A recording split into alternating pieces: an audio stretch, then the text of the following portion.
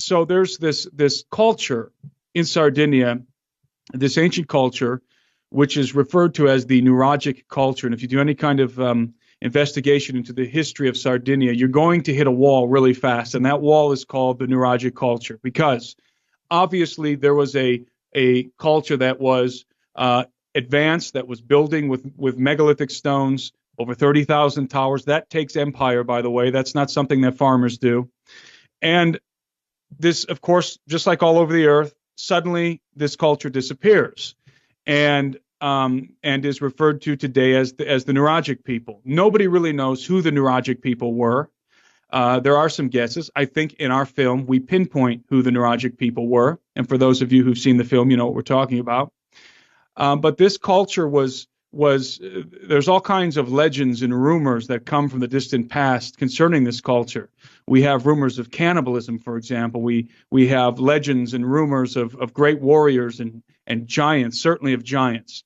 And you cannot separate Sardinia from giants. It is absolutely ingrained into the history of Sardinia.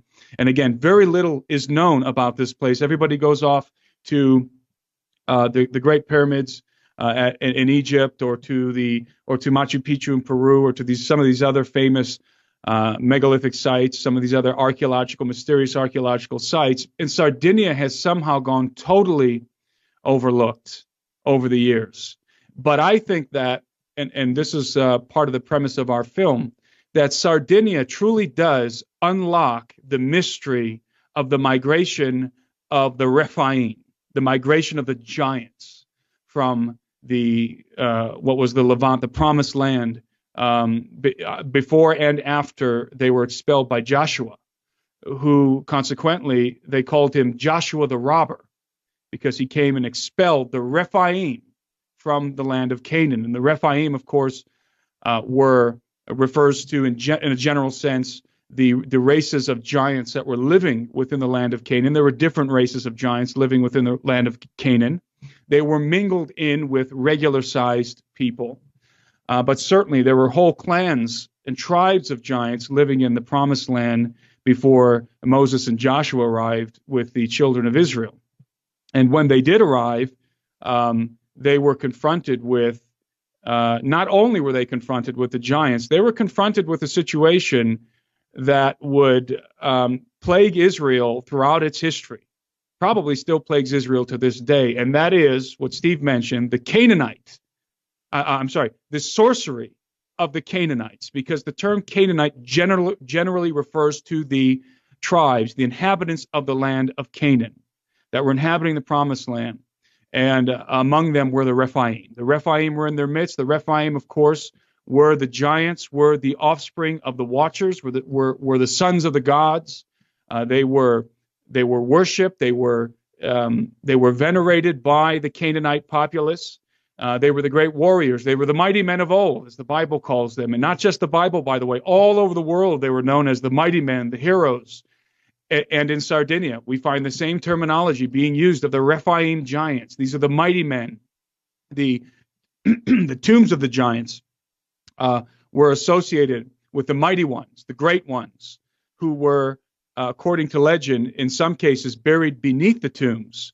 And these megalithic tombs were literally built as conduits for communication, for what Pember would call intercourse with the spirits of the giants. And so these hundreds of these tens of thousands of megalithic towers that once existed on the island, hundreds and hundreds of megalithic tombs, we believe were fashioned by the Canaanites and by the Phoenicians. The Canaanites became the Phoenicians for communication, for intercourse with the spirits of the Rephaim, of the mighty ones. And in our film, we break this down. We talk a lot about Canaanite sorcery, and I mentioned that this was problematic for Israel after the conquest of Canaan. The Israelites were continually falling into the abominations of the Canaanites. And understand that the abominations of the Canaanites, and these are the abominations that the Israelites would commit these abominations, and then God would have to come and judge Israel severely, usually bringing foreign armies, plagues, and so forth. All throughout the history, the sordid history of the nation of Israel after the conquest of the Promised Land. And so, what was the abomination of the Canaanites? What were these abominable practices that the Israelites kept falling into? Was it just things that were that God didn't like, bad things? Were they just breaking the laws of God, and so they were being judged? Well, yes, but it goes deeper than that. The abominations of the Canaanites was a very potent and real source of witchcraft, of demonic power, the sorcery of the Canaanites. This is the kind of sorcery that the witch of Endor used to call up the spirit of Samuel from the underworld. This is real sorcery. This is necromancy. In fact, this is where we get the modern version of necromancy, is from the abominable practices of the Canaanites. In fact, the modern version of witchcraft and sorcery and necromancy and Satanism that we see today comes essentially from the Canaanites. And again, let me remind everyone that when we say Canaanites, we're saying Rephaim, the sons of the Watchers. And of course, these are generations departed from the Watchers, because these are post-flood giants that are living in a post-flood context, that are inhabiting the land of Canaan, that are not only gigantic, monstrous creatures that are cannibals and terrorizing the land. Remember, they said of the land of Canaan that the land devours itself. There was cannibalism. It was a horrific scene in terms of the giants and what they were doing. But these were supernatural beings, partly quasi-supernatural hybrids, and they were empowered with this sorcery. They were empowered with this the sorcery of the Canaanites, which came from the Rephaim, which incorporated some of the rituals and ceremonies relating to the Rephaim, including the ceremonies, the rituals to raise the Rephaim from the dead, to communicate with the dead spirits of the giants, who there is indication, and we talk about this in our film, could actually be held in a state of some kind of suspended animation. And we have some surprising data in our film, some surprising quotes in our film regarding suspended animation as it relates to the giants.